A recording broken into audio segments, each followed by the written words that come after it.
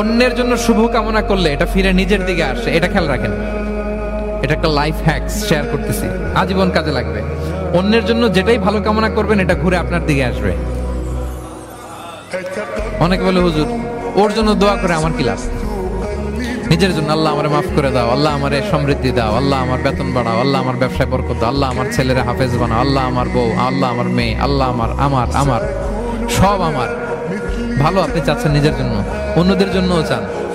আল্লাহ আমার সব ভাইদেরকে মাফ করো, আল্লাহ আল্লাহ আমার গোটা মুসলিম উম্মাকে তুমি বরকত দাও, কল্যাণ দাও, নেতৃত্বে আসার তৌফিক দাও, আল্লাহ সবাইকে সুস্বাস্থ্য দাও।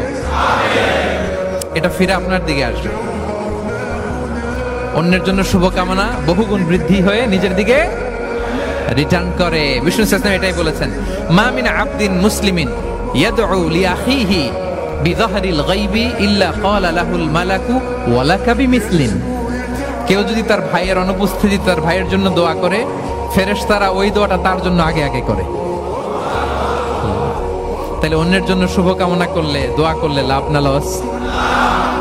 ধরেন আমি মোশাররফ ভাইয়ের জন্য দোয়া করলাম যে আল্লাহ মোশাররফ ভাইকে তুমি সুস্থ করে দাও, তখন ফেরেশতারা বলে আল্লাহ যিনি দোয়া করতেছে তার যদি কোনো রোগ বালাই থাকে আগে তারে সুস্থ করে দাও।